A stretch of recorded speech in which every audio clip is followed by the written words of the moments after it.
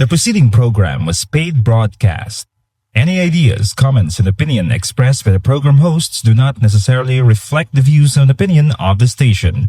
The program and its producers are not affiliated with the station. Pag-atubang naton sang aton Semana Santa sa sini nga tuig, kabay nga tugutan naton ang pulong sa Ginoo nga maggiya, magapangulo, kag magatuytoy sa aton sa kamatuoran na tuhoy sa pag-antos, kamatayon, kag pagbanaw sang aton Ginoo sa Kristo sa tinutuyo nga matubos kita gikan sa aton nga makasalanan.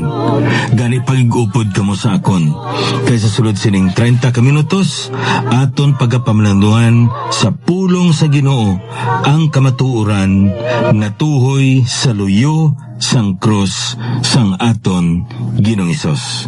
Diri sa aton palatuntunan sa kanginan dinapay sang kabuhi. Ang dinalan sa kasulatan sa aton sa sininga adlaw makita sa Ebanghelyo ni Juan sa Juan Kapitulo 19. Kag akon pagabasahon ang versikulo 25.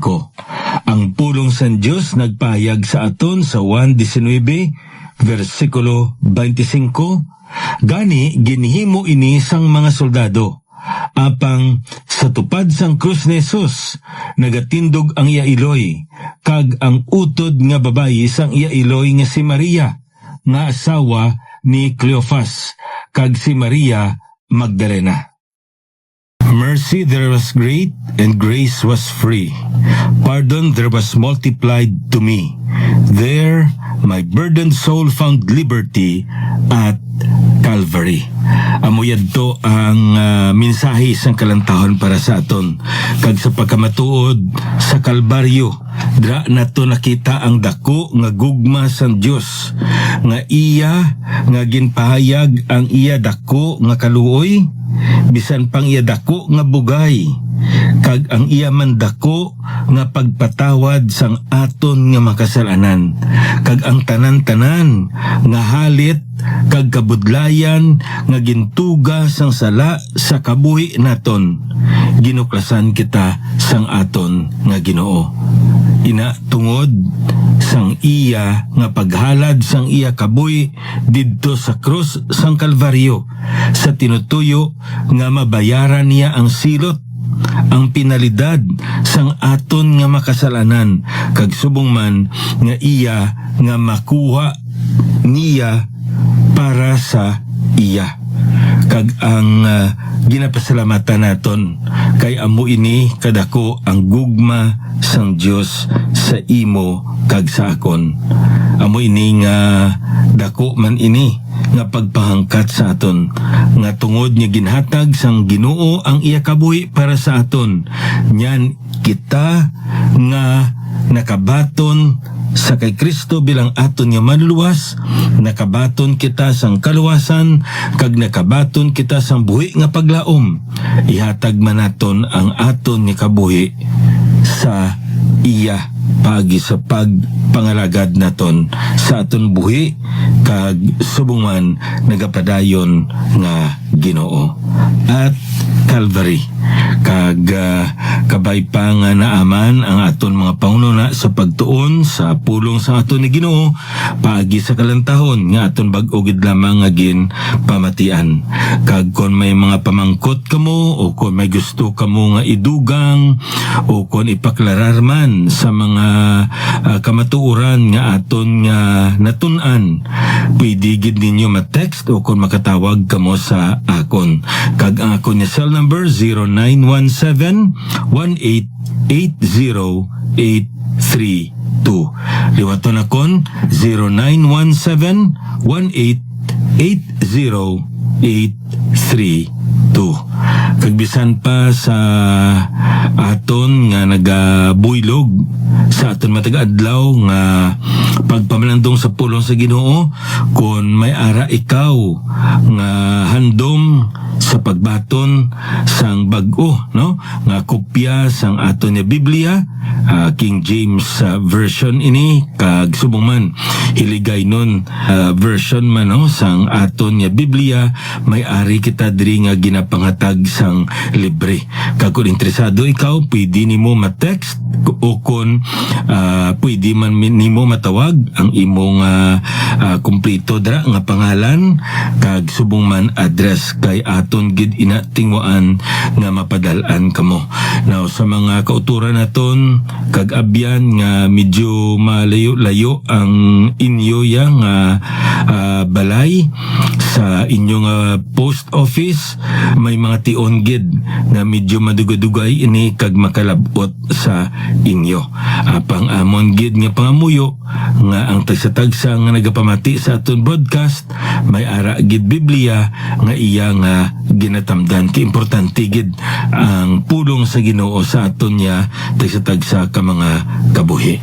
Now, beneath the cross of Jesus, amo ini ang theme sang aton subong pagtuon sa pulong sa Ginoo kag nagapamlandong kita sa mga kamatuoran na tuhoy sa pag-antos, kamatayon kag pagkabanhaw sang aton nga Ginoo. Ti madugay na nga mga inadlaw nga natapos na naton ang aton Semana Santa, apang ang dako dira nga pagpahangkat sa aton nga kabay pa nga ang Semana Santa nga aton nga ginhiwat magapabilin ina sa aton niya nga mga tipusoon walay sapayan nga yadto nga kaywatan nagligad na. Apang ang iya mensahe, ang iya nga gahom kag subong man ang iya nga paglaom magapabilin ina sa aton tagsa-tagsa ka mga tagipuson kag panghunahuna kay amo ini ang kasiguruhan sang aton nya nga pagtuo kag ang kalipay naton sa aton pag-atubang sa aton matag adlaw nga pagpangabuhi, ang pagkabanhaw sang aton Ginoong Jesucristo. Now, isa sa mga pamangkot nga ginapamangkot naton kun ikaw kag ako yara sa sina nga tion sang ang aton Ginoong Jesucristo ginlansang, ano kakalayo o kun ano kakalapit ang distansya nimo sa luyo sang cross sang aton nga Ginoo. Di ko lang taon naton sa aton na passage of the day, masapwa naton nga sa tupad mismo sang cross nagatindog ang mga apat ka mga babayi dira kag amo ini sila ang grupo sang kababainhan nga ginatagan gid sang tion ni Juan nga iya ini nga ma-record ang presensya sang sini nga mga kababainhan. Ti naibaluan naton nga lain-lain no ang mga rason kabangdanan nga ang yara sa luyo sang cross ang mga katawhan. Ti atong mga buyong duha ka bilog nga ginlansang upod sa kay Kristo Jesus, ti wala sila sing mimimo kilang nanon nga yara gid dira sila kay nga man upod sila nga pagapatyon tungod sang ila sini nga mga sala. Ti wala gid silang mahimo, ara gid sila dapat dira ining duwa diri ka mga buyong nga ini. Ti atong mga Fariseo, ang mga Saduceo, ang mga Eskriba kag ang iban diri mga membro sang Sanhedrin nga ara sila dira. Ang dako dira nga rason agod nga mayaguta nila kag mapasipalahan nila ang aton nga Ginoo. Ti atong mga soldado ya nga ayara dira sila. Ti kami katungdanan sila mo. Kinanglanon nga ara gid sila kay nga aman sila ang ginatagan sing tuka nga magalansang sa aton nga Ginoo. Kag tungod sini ginasiguro nila nga ginlansang gid man siya kag subong man nga hindi siya pagkawaton o kon hindi siya pagtingwaan nga makuha sa iban nga makatawan ang iya nga lawas kun hindi siya mapatay. Ti amoy nang katungdanan nila ya nga ayara sila sa tubangan sang krus sang aton Ginoo tungod sang ila katungdanan. Pero ang ini nga mga grupo sang babayi yara sila sa luyo sang aton Ginoong Kristo. Kag ano ang tinutuyo ang kabangdanan sini tungod sang ila nga pagsimba. Diri naton makita kag aton nga naton ani from despair to devotion. Ayan nakita nila kag nasaksihan gid nila ang pagsakit, ang pagkastigo sa aton ni Ginoo. Nabatian nila ang pagtiaw-tiaw, ang pagyaguta kag ang pagyamuhat sa aton nga Ginoo. Kag tungod sini nabuong man ang ila tagipusoon kag nagahilibion ini sila sa ila nga nasaksihan sa aton nga Ginoo. Apang wala sa payan sang kabudlay sa sina nga tion, dumdumon naton nga ang aton nga Ginoo halin sa palasyo nga sa diin dra hukom si Pilato tubtob sa Kalbaryo. Nagsunod sila sa aton man nga Ginoo. Kag sang ginlansang aton nga Ginoo, mga alas 9 sa kagahon, tam-an kainit. Tubtob alas 12. Nagpabilin man dira sila sa luyo sang cross. Kagalin alas 12, tubtob mapatay siya. Hasta alas 3, may kadulom. Kag sunod sa makita man naton sa pulo sa Ginoo, sang malapit na mapatay nga aton ni Ginoo, naglinog, naglitik ang mga igang kag subong man. Ayan, nabalitaan nila nga ang kortina sang templo nga amo ang nagapatunga sang ginatawag naton dira Holy of Holies kag ang holy place nagisi halin sa ibabaw pagadto sa idalom. Sa tunga sini nagpabilin sila sa gyapon kay nga aman tungod sang ila nga pagsimba. We are given an example of what it means to be solely devoted to our Lord Jesus. Ara ang ila presensya. Amo ina ang makita naton sa pulong sang aton ni Ginoo. Kag aton lang nga mapresyar ang kakusog sang ila nga pagsimba kag sang ila nga pagtuo. Wala sa payan nga maluya sila sa physical nga aspeto, apang makita naton ang ini nga mga kababainhan tam-an kakusog sang ila nga espirituhanon nga pagsimba sa aton nga Ginoo. So paano ini? Siguro mas maintindihan naton kung mag-atras kita gamay kag kun amo ini ang ila nga pagsimba sa aton nga Ginoo. Kung taon naton sa Biblia, antes pa malansang si Kristo Isos. Samtang siya nagapangalagad sa sulod sang 3 ka tuig, ginagamit naton nina nga pulong public ministry. The 3-year public ministry of Christ. Ara dira ang ina nga mga kababainhan nga nagapakig-upod sa kay Kristo Isos. Apang isa man ka pinasahi nga butang nga aton nga maobserbaran sa panahon mismo sang aton nga Ginoong Hesukristo, ang mga kababainhan wala gid ina ginapakamahal, ginatagan sang dako nga bili kag ginatamod sang susyudad nila sang una nga panahon.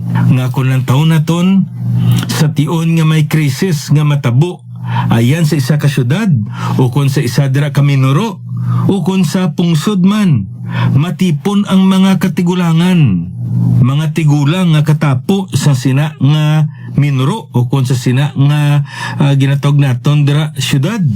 Kag sa pagtipon nila, amo ina sila ang maghimo sa mga desisyon, magadesider kung anong ilahimoon. Kag isa ka butandra nga manatara nato niya mo sini, wala sing babayi nga nagapakig-upod kag nagapakig-partisipar sa sina nga pagtililipon.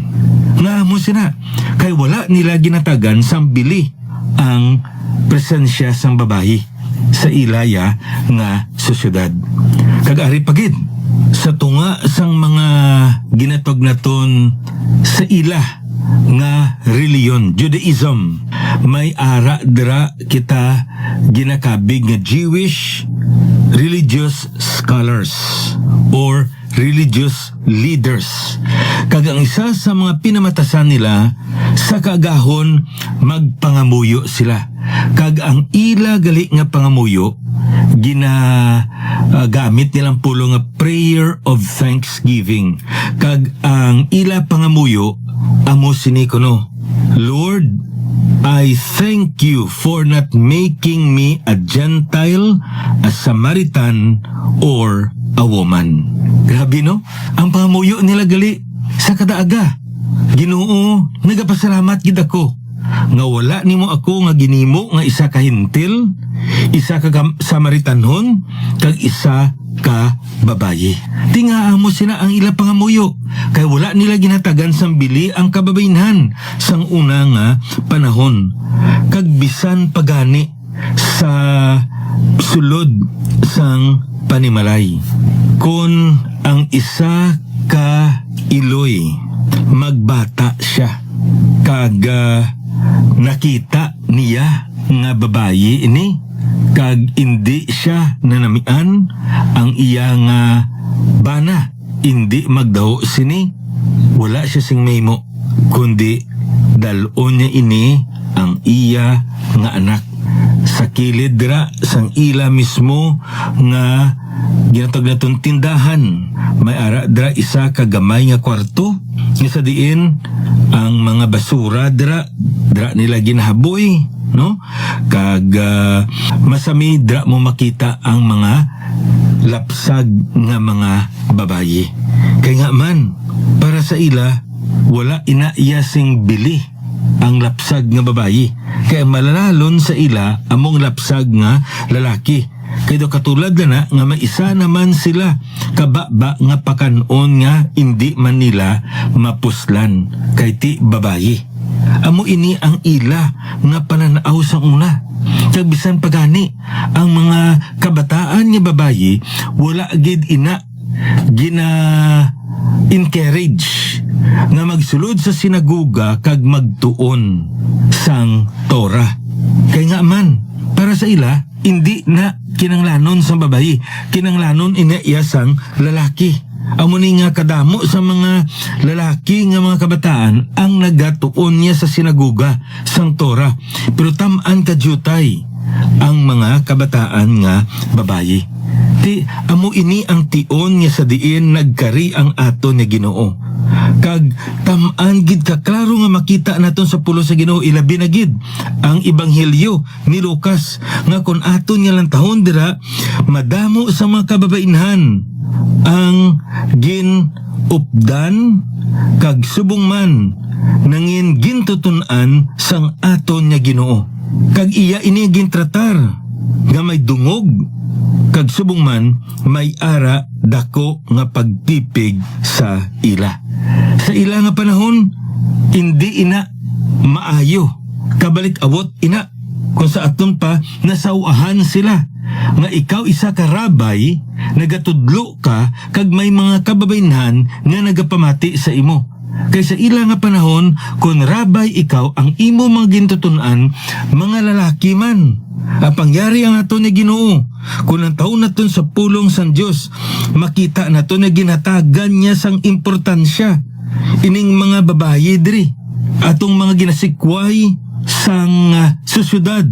Amo pa to ang ginatagan niya sang dako nga pagdamod. Ginamligan niya ang mga kababainhan, ginbulong niya, ginayo niya sa mga masakit, kabisan pagani ginupod niya sa iya nga tagsatagsaman ka mga buluhaton. Now kung aton niya lang taon Lucas Kapitulo 8 versikulo 1 tubtob 3. Sa wala madugay naglibot siya sa banwa kag mga minuro nga nagawali kag nagadala sa may balita sang ginarian sang Dios, kag kaupod niya ang napulog duwa. Ang iya ini nga mga disipulo, ang iya mga gintutunan, no? Mga pinadala niya. Kag ari sa versikulo 2, kag pila ka babayi nga nag-ayo sa mga espiritong malaot kag mga masakit.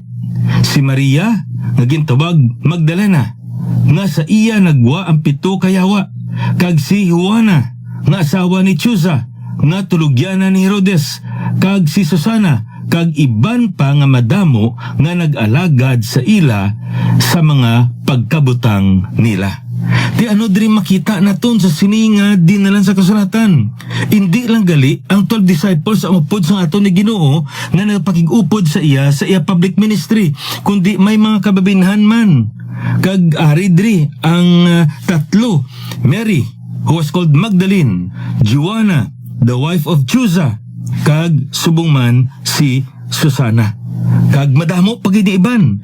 Amo ining makita naton diri. Now this was a counterculture of his time. Kay hindi maayo nga ang imo gintutunan babayi. Pero ari, ang gintutunan sang aton Ginoong Kristo hindi lang mga lalaki, kundi kaupod niya ang ini nga mga babayi. And this is the very reason why they were there at the cross of Calvary. Kay nga man, kung aton gili nga lang taon, kag makita naton sa pulong sa Ginoo ang ini nga mga kababainhan, matutom na sa pag-alagad sa Ginoo antes pa ang aton nga Ginoo naghalad sang iya kabuhi didto sa cross sang Kalbaryo. Samtang ang aton nga Ginoo nagapanglakaton sa pagwali sang maayo nga balita sang ginarian sang aton nga Dios, nagapang-ayo sang mga masakit, kag subong man nagpahayag sang mga nagalinlain nga mga mirakulo. Ari na ini sila nga napakig-upod sa aton nga Ginoo. Ang katahom dribla nga pulo nga gingamit ni Lucas sa aton nga masiri, nagaalagad sa ila sang mga pagkabutang nila. So most probably, they were supporting the Lord Jesus through their finances. Amo ina ang gina-suggest sa mga Bible scholars nga kung sa aton paari sila nagasakripisyo para mapadayon ang bulaton sang Dios, para makapadayon sa pagpanaksihon ang atong Ginoong Kristo, makapadayon sa pagpahayag sang balita sang ginarian sang Dios. Amo niya kung aton nga lang taon sa Biblia, the same people, Mary, the mother of Jesus, his mother's sister, Mary, the wife of Cleophas, and Mary Magdalene. Ari ining apat ka mga babae diri. Now ining utod ni Mary diri amo ini si Salome. So tatlo diri ka mga Maria, no? Kag subong man si Salome. Ari sila sa tiilan sa luyo sang krus sang aton nga Ginoo. Kung aton balang taon, no? Ara sila nagatindog. Pero pamangkot sinodriya ang wala. Hindi naton makita nga si Pedro ara dira. Hindi gani naton makita nga si Andrew o kon si James ara dira. Wala gid, isa lang gid sa mga gintutunan sa aton Ginoo si John ang ara dira. The rest wala na sila. Naganaplaag sila. Ayan, tungod sa dako nila nga kakulba. Kaya man, kung makilalaan sila nga mga sumulunod sila ni Kristo Jesus, mga gintutunan sila ni Kristo Jesus, basi kon hasta sila maupod digto sa paglansang. Basi kon maamanan sila bag-o nga krus. Amo ni sigurong ara sila panuna, amo ni nga nagpalagyo sila. Pero ari tungod sang kaisog sang sini nga mga kababinan, ining apat diri kagayan madamo pagid diri sila, nagpabilin sila kag nagpakig-upod sa aton nga ginutubtob nga makuwaan siya sang ginawa. Kaya man, kung aton nga lang taon sa pulong sa Ginoo, diri naton makita kag amuning aton pagatunan sa kay Mary nga Iloy ni Jesus, the cross is a place of relief. What about Salome, the sister of Mary, the mother of Jesus? This is the place of reclamation. Mabawi niya ang pagsabdong sa Ginoo sa iya. Subong nga si Maria ya gintugyan sang aton Ginoo sakay Juan. What about Mary, the wife of Cleopas? This is a place of recognition. Kung nakilala niyang akong kabataan, dapat makilalaan man ako nga sumulunod ni Kristo Jesus. And lastly here, what about Mary Magdalene? The cross is the place of redemption. Gintubos siya gikan sa gahom sang yawa pagadto sa gahom sang Dios. Titun-an naton ining apat ka mga kabibinahan sa madason naton nga broadcast. Sa luwat, ininyo abyan alagad sa kanginan, Pastor Neil Vilches ang Ginoo magapakamayo sa inyo.